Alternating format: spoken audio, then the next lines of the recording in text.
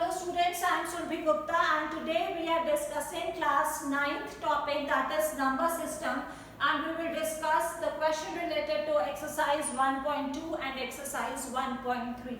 So let's start with the topic. First of all, you need to understand what are rational and irrational numbers.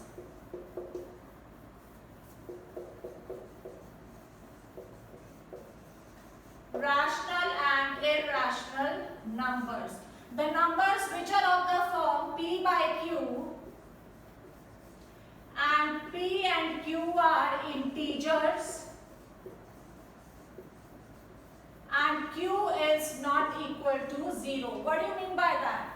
P by Q, that is P and Q must be an integer value. For example, I am writing 2 by 3. Here 2 is an integer, 3 is an integer, and the denominator should not be equal to 0. That means 3. 3 is not a 0 value, so this satisfies the condition P by Q, where P and Q are integers and Q is not equal to 0. So this is a rational number. So the rational number must satisfy these two conditions. That is, it should be an integer value, and second, the denominator should not be equal to 0. In case of irrational numbers, this condition does not hold. Which condition? P by Q, where P and Q are integers and Q is not equal to 0. This condition does not hold in case of irrational numbers. Second thing, irrational numbers are those numbers which are non-terminating and non-repeating. What do you mean by non-terminating and non-repeating? Suppose I have given you a number 2.101000100 and so on. This so on means that the number is still continuing, it has no end, right? So what do you mean by non-terminating? Non-terminating means a number which has no end, which does not terminate. Terminate means which does not have an end. So this is still going on, that means this is a non-terminating number. The second thing, it is non-repeating. That means the number is not repeated in any order. It is 10, then 100, then 1000. That means it is not a particular order. We cannot say it is 2.33333. No, it is not continuing. It is a non-repeating number. So, if both the conditions are satisfied, then it is a irrational number. Now, we are going to do a question.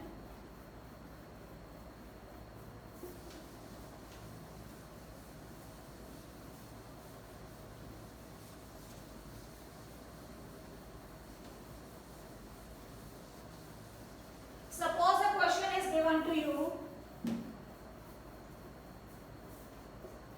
given that 1 by 7 is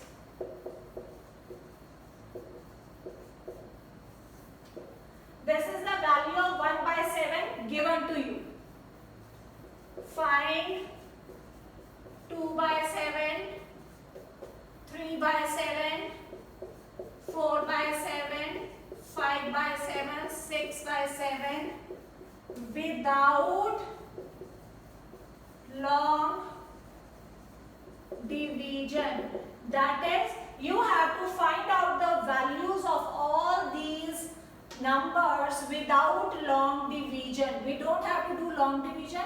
We just have to find out the value of all these with the help of this without doing the long division. So this is a very simple question.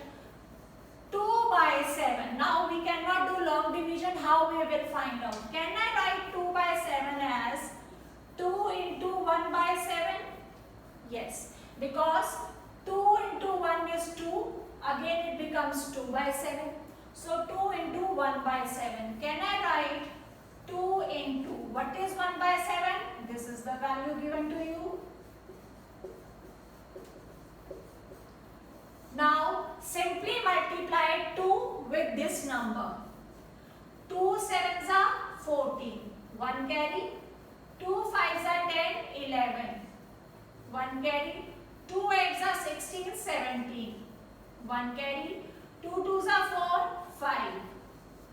2 fours are 8. 2 ones are 2. Decimal.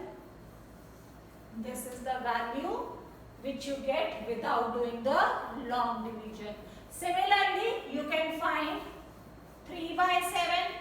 We can write 3 into 1 by 7. 3 into 0.142857. The value of 1 by 7. Again multiply. 3 sevens are 21. 2 carry. 3 fives are 15. 17. 1 carry.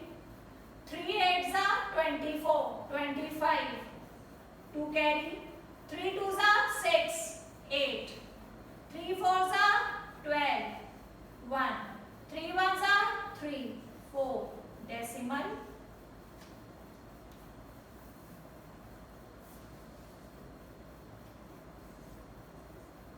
Put the bar. So in this way you can find out the multiple values of 4 by 7, 5 by 7 and 6 by 7 also. So this is a very easy method. Without doing the long division you have to find out the values. Now we have to represent a number on the number line. How to represent an irrational number on the number line. Suppose you have given represent root 5 on number line. First of all, draw a number line.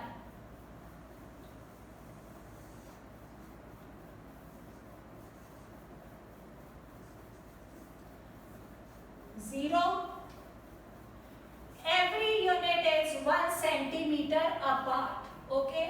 So this is 1, this is 2, this is 3, this is 4. Similarly, minus 1, minus 2, minus 3, minus 4. Right? The distance between each number is same. That is 1 centimeter. You can take 1 inch, you can take 2 centimeter. But the distance should be same within each number. Okay? So we have drawn a number line. First thing, we draw a number line. Second thing, you have to represent this number on a number line.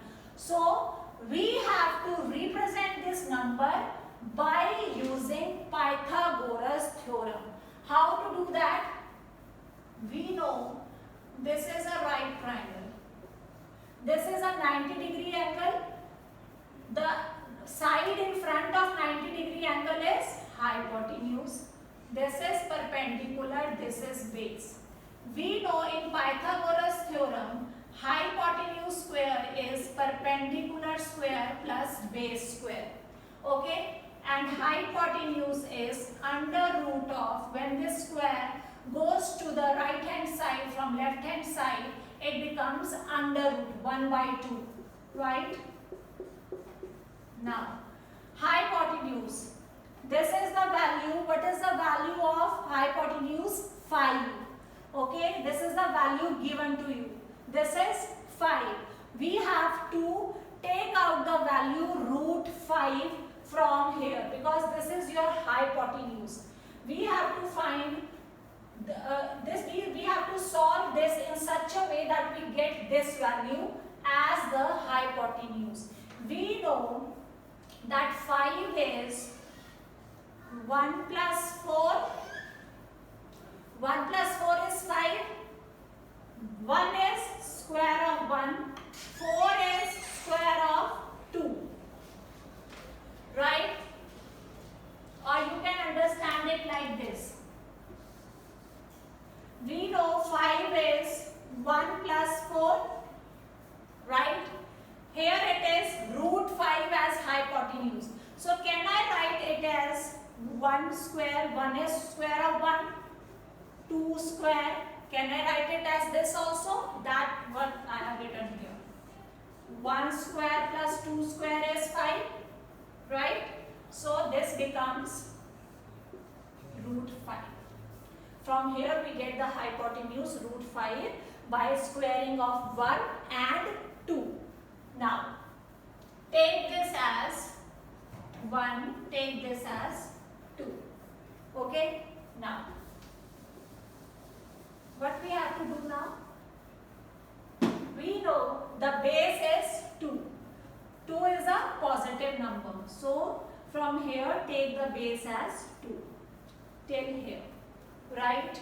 Now, the perpendicular is 1. Take the distance here 1. Take a compass. Put the point here. Put the pencil over here. And take this distance as 1 because this is one distance. 1 unit. So take this here. Put the compass here and cut at 1 point. Like this. This is your 1 and this whole is your 2. Right? Because the base is 2, the perpendicular is 1. Now, join this.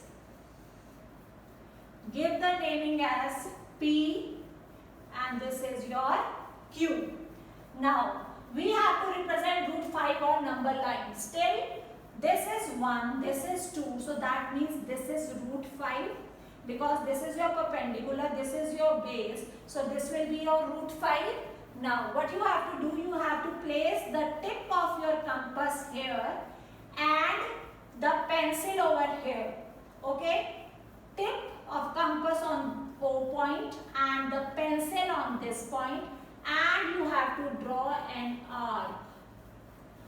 Wherever the arc touches, give the point as T, and this will be your root 5 represented on the number line. So in this way you have to represent this root 5 on the number line because this distance is equal to this distance. OP is equals to OT because whenever you draw the arc from a right triangle, the distance is this equal, right? So this is equal to this. This is your root 5 represented on the number line. So in this way you can solve multiple questions. I hope the topic is clear to you. Thank you very much.